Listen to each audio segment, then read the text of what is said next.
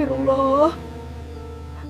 Ya Allah, kok bisa seperti ini? Assalamualaikum sahabat hikmah kolbu yang dirahmati Allah.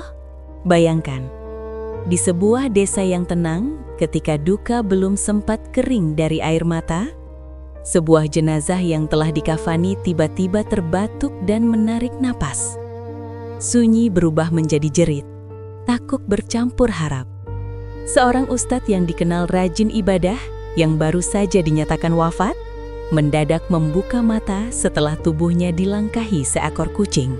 Detik itu juga keyakinan runtuh, rahasia bergetar, dan hati yang selama ini beku mulai resah. Apakah ini pertanda? Atau justru peringatan yang terlalu lama diabaikan? Malam itu desa tak lagi sama, dan waktu seolah diberi jeda untuk satu pesan terakhir yang tak boleh disia-siakan. Namun sebelum masuk ke awal cerita, bagi yang beragama Islam, saya sarankan untuk menuliskan sholawat Nabi Muhammad, agar kelak sholawat ini menjadi saksi untuk mendapat syafaat di akhirat.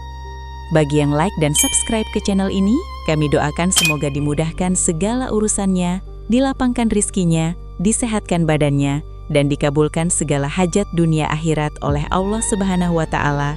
Amin ya Robbal Alamin. Ustadz Hamdan dikenal sebagai sosok yang tenang dan sederhana. Setiap subuh, ia berjalan menyusuri jalan kecil berdebu menuju musola berdinding semen yang catnya mulai mengelupas. Sandalnya tipis, sarungnya kusam, dan peci hitamnya selalu rapi.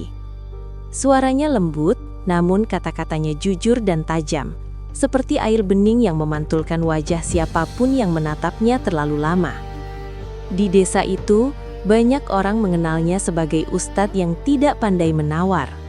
Ia menolak amplop, menolak pujian, dan menolak membungkus kebenaran dengan kata manis. Ceramahnya sering membuat sebagian warga terdiam, bukan karena marah, tetapi karena merasa tersentuh dan sekaligus tersinir. Ia berbicara tentang sholat yang ditunda, tentang rizki haram yang dibiasakan, tentang maksiat yang pelan-pelan dianggap wajar.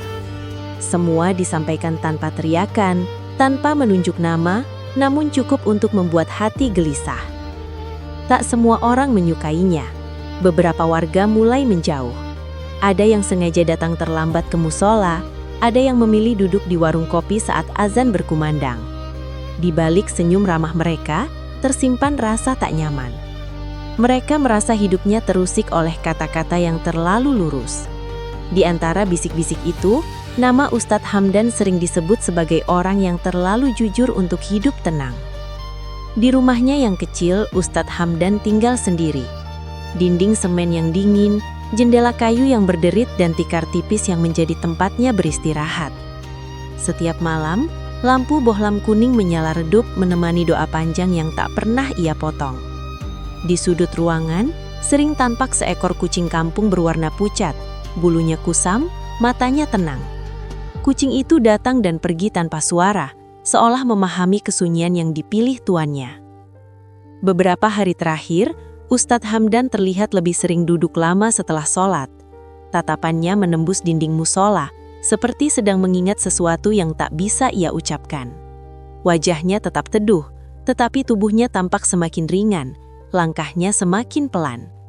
Tak ada keluhan keluar dari mulutnya, tak ada cerita tentang lelah atau sakit. Ia hanya semakin sering memohon ampun dan memohon petunjuk, dengan suara yang hampir tak terdengar. Suatu sore, ketika hujan rintik turun tanpa angin, Ustadz Hamdan pulang lebih cepat dari biasanya.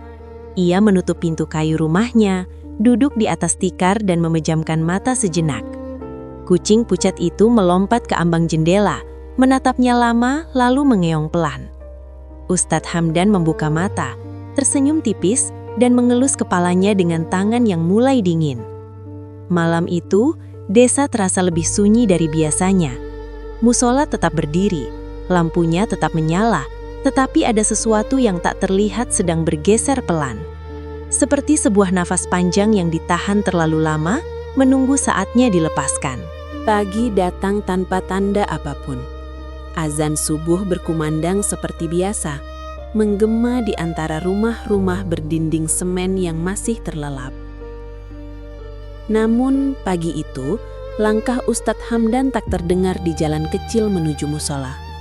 Saf depan kosong. Beberapa jemaah saling pandang, mengira beliau hanya terlambat. Hingga azan selesai, hingga iqomah dikumandangkan, sosok yang biasa berdiri tenang di depan tak juga muncul. Seorang warga akhirnya mengetuk pintu rumah Ustadz Hamdan. Tak ada jawaban. Ketukan kedua lebih keras. Pintu kayu yang rapuh itu didorong perlahan dan terbuka dengan bunyi lirih. Di dalam, udara terasa dingin. Lampu bohlam masih menyala redup. Ustadz Hamdan terbaring di atas tikar. Tubuhnya kaku. Wajahnya tenang, seolah sedang tidur panjang. Tangannya terlipat di dada. Tak ada suara napas, tak ada gerak. Kabar itu menyebar cepat, namun anehnya tanpa kegaduhan. Orang-orang datang dengan wajah datar. Tangis terdengar, tetapi pendek dan tertahan. Beberapa warga yang dulu sering ditegur justru tampak sigap mengatur ini dan itu. Mereka berbicara tentang cepatnya mengurus pemakaman, tentang jangan menunda, tentang takut hujan turun. Kalimat-kalimat itu berulang, seperti alasan yang disepakati bersama. Jenazah dimandikan seadanya. Air mengalir di atas tubuh yang dingin. Kain kafan disiapkan. Di sudut rumah, kucing pucat itu duduk diam. Matanya mengikuti setiap gerak tangan yang menyentuh tubuh tuannya. Sesekali ia berdiri, mendekat, lalu mundur lagi. Tak ada yang mengusirnya, seolah kehadirannya tak dianggap penting. Di luar rumah, bisik-bisik mulai beredar. Ada yang berkata Ustadz Hamdan terlalu memaksakan diri. Ada yang menyebut sakit tua. Ada pula yang berucap lirih bahwa mungkin ini jawaban dari doa-doanya yang terlalu berat. Kalimat-kalimat itu mengalir tanpa empati, seperti angin yang tak peduli apa yang disentuhnya. Waktu berjalan cepat. Kain kafan hampir diikat. Keranda sudah disiapkan. Seorang warga menyarankan agar jenazah segera dibawa sebelum matahari naik. Tak ada tahlilan panjang, tak ada penantian keluarga, karena Ustadz Hamdan memang hidup sendiri. Keputusan diambil tergesa, seolah ada sesuatu yang ingin segera diselesaikan. Saat itulah kucing pucat itu bergerak. Ia melompat naik ke atas ranjang rendah tempat jenazah terbaring. Beberapa orang terkejut, tetapi terlambat mencegah. Kucing itu berjalan pelan, langkahnya ringan, dan tanpa sengaja melangkahi tubuh Ustadz Hamdan. Suasana seketika hening, nafas orang-orang tertahan. Tak ada yang berbicara, tak ada yang berani bergerak. Beberapa detik berlalu, sunyi menekan dada. Di luar, angin berhenti. Di dalam rumah kecil itu, sesuatu yang tak terlihat sedang menunggu, seperti pintu yang belum sepenuhnya tertutup, menahan cahaya agar tak padam. Keheningan itu pecah oleh suara batuk keras. Satu kali. Lalu disusul tarikan nafas panjang yang kasar. Tubuh Ustadz Hamdan tersentak. Dadanya naik turun seolah baru saja ditarik dari dasar air. Beberapa orang mundur dengan wajah pucat. Ada yang menjatuhkan kain kafan. Ada yang menutup mulutnya sendiri. Takut teriakan keluar tanpa izin. Ustadz Hamdan membuka mata perlahan. Tatapannya kosong, namun hidup. Bibirnya bergerak, mengeluarkan suara lirih yang tak langsung membentuk kata. Keringat dingin muncul di pelipisnya. Kucing pucat itu melompat turun, berdiri di lantai, dan mengeong pendek. Suara kecil itu terdengar jelas, seperti tanda yang menegaskan apa yang baru saja terjadi. Tangis meledak di sudut ruangan. Beberapa orang menyebut nama Allah berulang-ulang. Ada yang berlutut, ada yang memeluk dinding. Namun tidak semua tangis lahir dari rasa syukur. Sebagian wajah menegang, mata mereka gelisah. Seolah rahasia lama tiba-tiba bangun bersama tubuh yang hidup kembali. Tubuh Ustadz Hamdan berusaha duduk. Tangannya gemetar, Tetapi gerakannya pasti. Ia menatap sekeliling, melihat wajah-wajah yang ia kenal seumur hidup. Tak ada senyum di bibirnya. Yang ada hanya kelelahan yang dalam, seperti orang yang baru pulang dari perjalanan jauh tanpa bekal. Ia menutup mata sejenak, menarik nafas, lalu membuka kembali dengan tatapan yang berbeda. Tatapan itu lebih dalam, lebih tenang, namun juga lebih berat. Kabar tentang hidupnya Ustadz Hamdan menyebar lebih cepat dari kematiannya. Desa yang semula sunyi berubah riuh. Orang-orang berdatangan, sebagian dengan wajah haru, sebagian dengan wajah ingin tahu. Di antara mereka, ada yang sengaja bersembunyi di balik kerumunan, takut berhadapan langsung dengan mata yang selama ini mereka hindari. Hari itu, pemakaman dibatalkan. Rumah kecil Ustadz Hamdan dipenuhi suara. Tetapi suasana tetap terasa aneh. Seperti pesta yang diliputi rasa bersalah. Ustadz Hamdan hanya duduk diam, menolak air, menolak makanan. Ia memejamkan mata lebih sering daripada berbicara. Setiap kali membukanya, pandangannya seperti menimbang waktu. Beberapa tokoh desa mulai datang sore harinya. Mereka berbicara pelan, menyarankan agar kejadian ini tidak dibesar-besarkan. Ada yang menyebutnya karawah.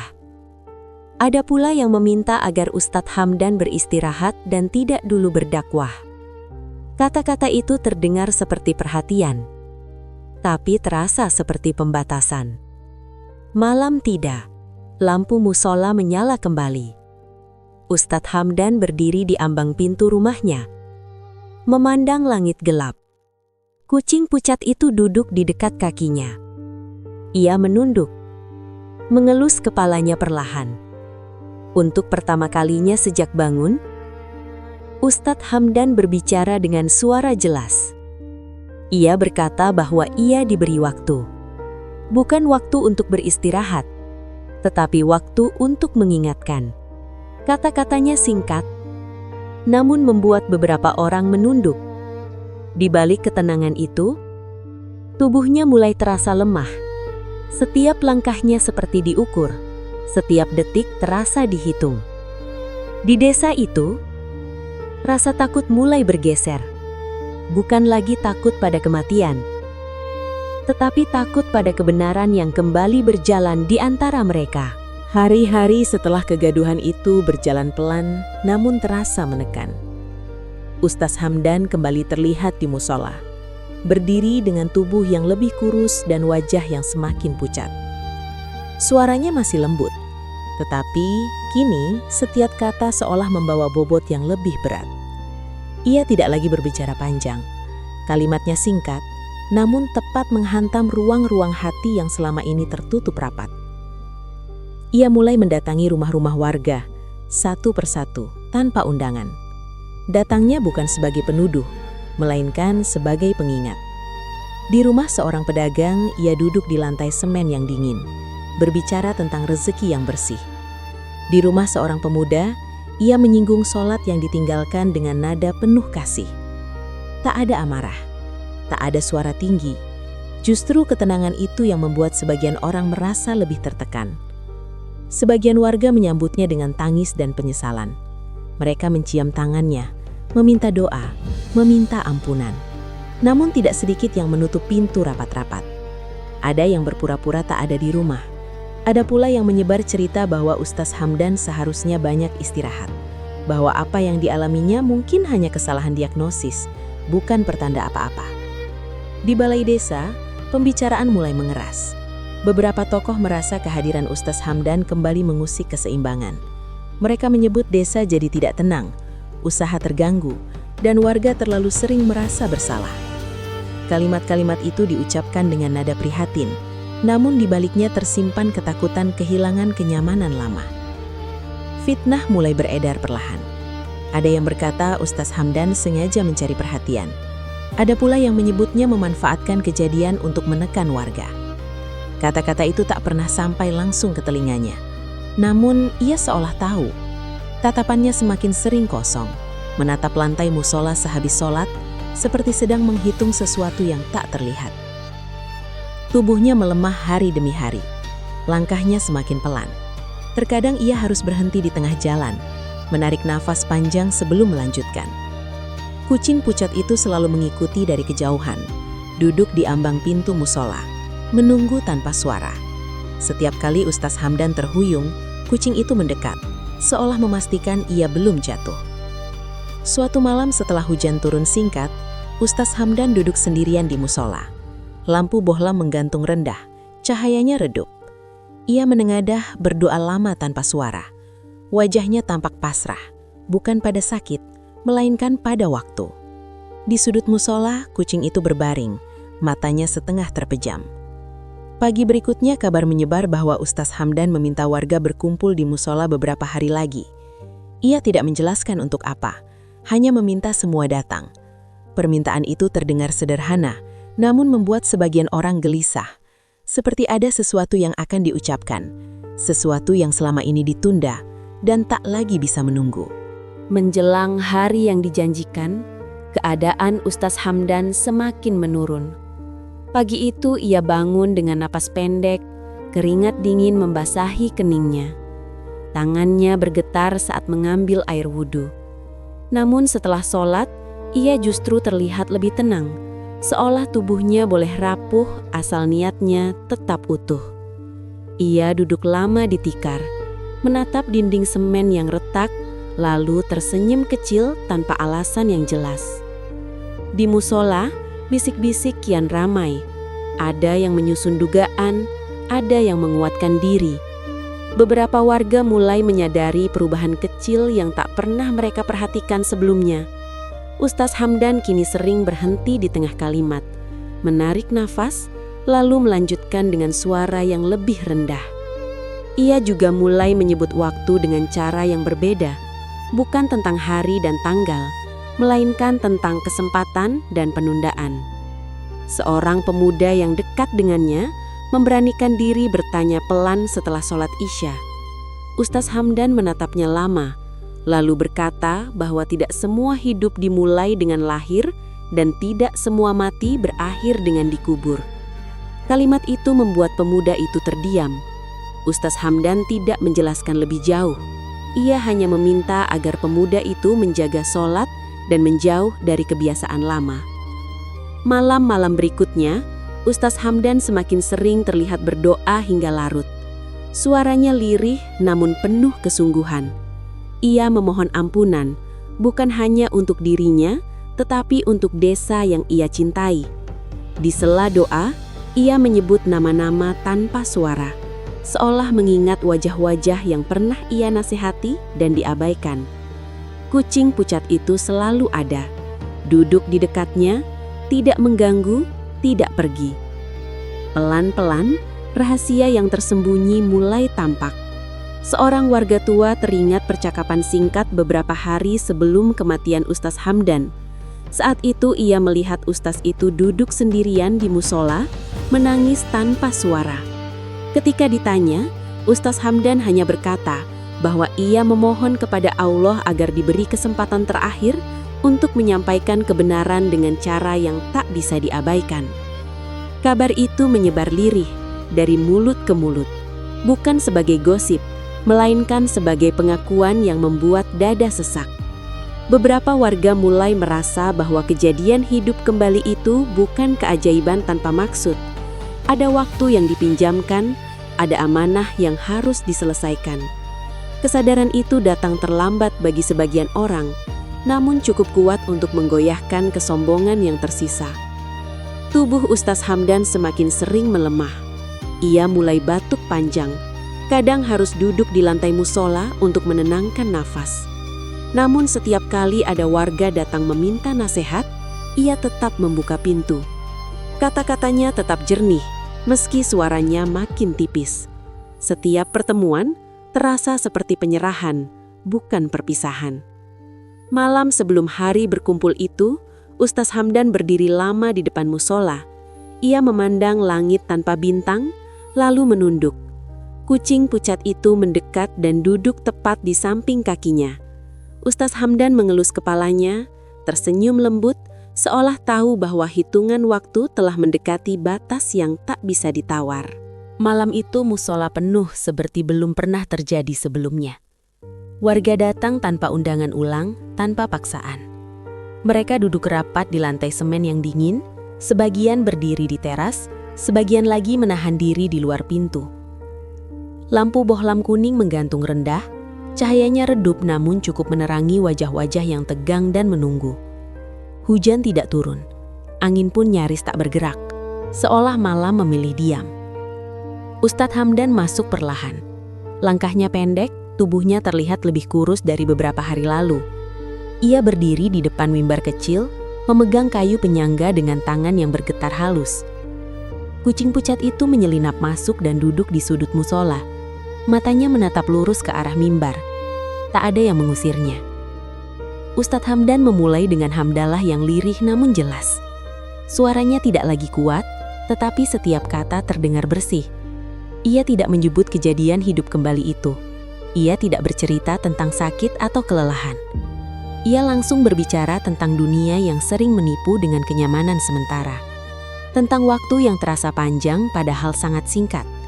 Tentang dosa yang ditunda taubatnya karena merasa esok masih ada. Ia berkata bahwa harta bisa membuat seseorang lupa arah, jabatan bisa membuat seseorang lupa akhir, dan maksiat yang dibiasakan bisa membuat hati mati tanpa disadari. Ia mengingatkan bahwa kuburan tidak memilih siapa yang datang lebih dulu, dan amal tidak bisa dititipkan kepada siapapun. Kata-katanya tidak meninggi, tidak pula mengancam. Justru ketenangan itulah yang membuat dada terasa sempit. Beberapa warga menunduk, bahu mereka bergetar. Ada yang terisak tanpa suara. Ustadz Hamdan melanjutkan dengan mengajak untuk memperbaiki sholat, membersihkan rizki, menjaga lisan dan menghentikan kebiasaan yang menjauhkan diri dari Allah. Ia menegaskan bahwa kesempatan sering datang sekali, lalu pergi tanpa pamit. Dan ketika kesempatan itu pergi, penyesalan tak pernah cukup untuk memanggilnya kembali. Suasana musola semakin hening. Ustadz Hamdan berhenti sejenak, menarik napas panjang. Tangannya gemetar lebih jelas. Ia menatap jamaah satu persatu, seolah ingin memastikan setiap wajah terekam dalam ingatan terakhirnya. Lalu ia tersenyum lembut, senyum yang tidak menyimpan beban. Azan Isya berkumandang dari kejauhan. Ustadz Hamdan turun dari mimbar dengan langkah perlahan dan duduk di saf depan. Ia memejamkan mata sejenak. Bibirnya bergerak menyebut nama Allah. Kucing pucat itu berdiri, mendekat, lalu duduk tepat di sampingnya. Saat iqomah dikumandangkan, Ustadz Hamdan tetap duduk. Napasnya berhenti tanpa suara, tanpa kejang, tanpa kegaduhan. Tangis pecah, namun tidak panik. Wajah-wajah yang tadi tegang kini basah oleh air mata. Ustadz Hamdan telah pergi, kali ini tanpa kembali. Tubuhnya tenang, lebih ringan dari sebelumnya. Di sudut musola, kucing pucat itu menatap lama, lalu berbaring diam. Malam tetap sunyi, tetapi desa itu tak lagi sama. Saudaraku, dari kisah Ustadz Hamdan, kita belajar bahwa hidup bukan tentang seberapa lama kita diberi waktu, tetapi seberapa jujur kita menggunakan waktu itu untuk kembali kepada Allah. Ada orang yang hidup lama namun hatinya mati. Dan ada yang waktunya singkat namun mampu membangunkan banyak jiwa. Kesempatan untuk bertaubat sering datang diam-diam, lalu pergi tanpa tanda. Maka jangan menunggu sempurna untuk berubah, karena kematian tidak pernah menunggu kesiapan manusia. Sebagai pengingat, mari kita renungkan firman Allah dalam Al-Quran. Surat Al-Asr. Wal Asr.